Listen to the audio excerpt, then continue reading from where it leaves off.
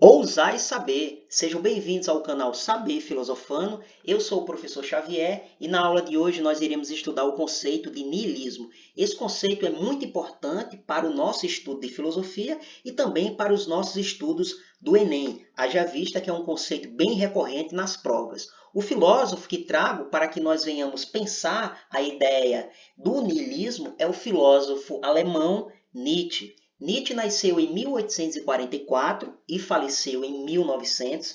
Foi um filósofo de cultura muito vasta, não à toa inúmeros intelectuais de várias áreas do saber se identificam muito com as ideias de Nietzsche, uma vez que Nietzsche tem uma particularidade muito interessante nos seus escritos, que é a questão da poética, da poesia, está muito presente em seus escritos. E nesse sentido, Nietzsche acaba sendo um filósofo muito lido por inúmeros intelectuais. É importante dizer que, além de filósofo, Nietzsche ele foi também filólogo.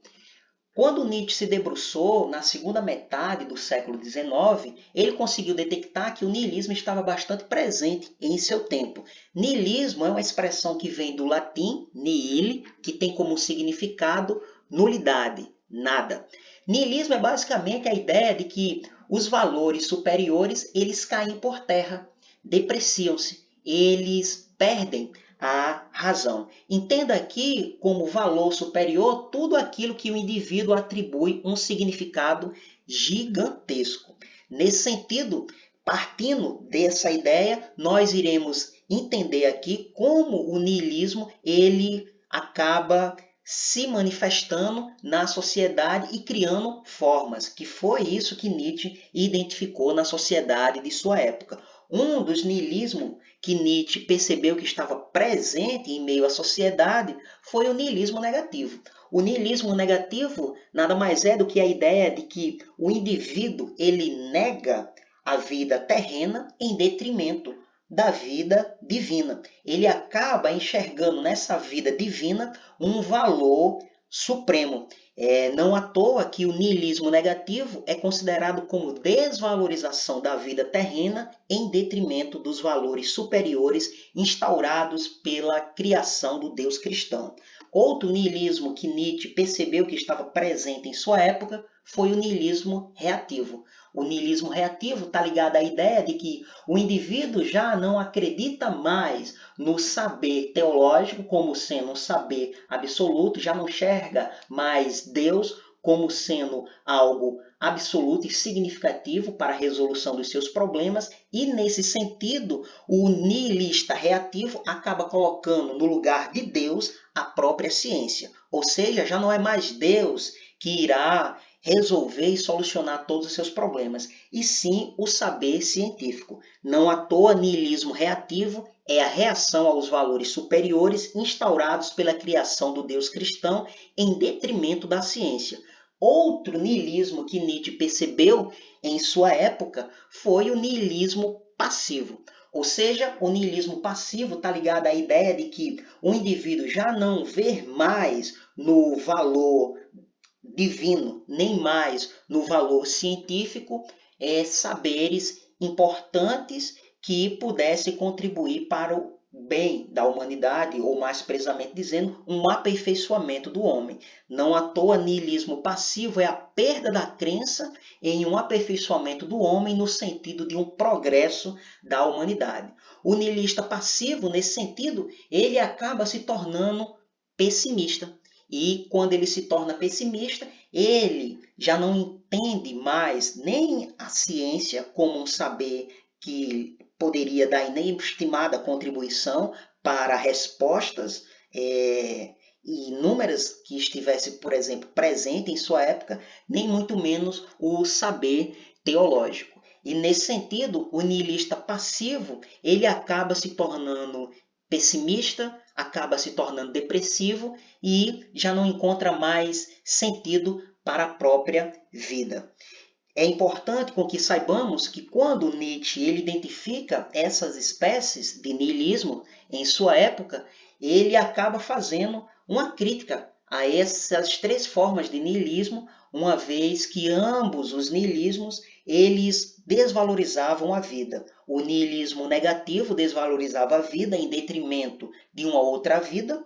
O niilismo reativo desvalorizava a vida terrena, uma vez que enxergava na vida terrena imperfeições, e nesse sentido ele acaba enxergando na ciência uma ferramenta para melhorar a própria vida. Enquanto que o niilista passivo nem acredita mais no valor absoluto, Deus, nem acredita mais no valor absoluto, ciência. E aí ele acaba ficando apático, pessimista, já não encontra mais sentido para a própria vida e, desta forma, ele acaba desvalorizando a própria vida. Nietzsche era contrário a todos esses niilismos, uma vez que ambos acabavam desvalorizando a própria vida, cada qual ao seu modo. Sobretudo, os dois niilismos, o niilismo negativo e o niilismo reativo, porque ambos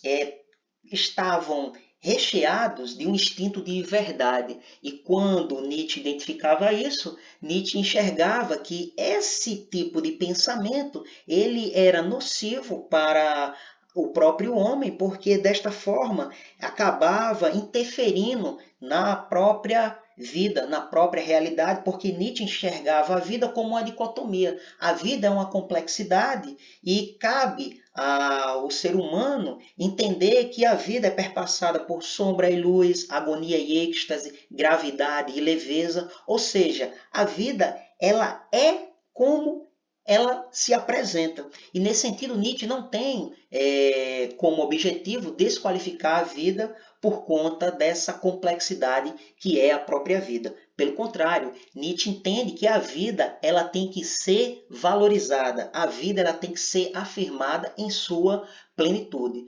Para isso, Nietzsche cria um mecanismo a fim de superar esses niilismos que ele atribui como sendo o super-homem, né? Uma linguagem bem popular para explicar o conceito que Nietzsche entende como o Übermensch, que é o além do homem, além desse homem nihilista. Esse conceito nós iremos ver na nossa próxima aula, mas antes eu deixo para vocês, como forma de finalizar esta aula de hoje, a indicação de um outro vídeo que já está no canal, que é sobre os conceitos de sujeição e subjetivação no pensamento de Michel Foucault, que são conceitos também bastante recorrentes nas provas do Enem e, nesse sentido, são indispensáveis para o nosso estudo e também para o estudo de filosofia. Eu fico por aqui e nos encontramos nos nossos próximos vídeos. Até breve!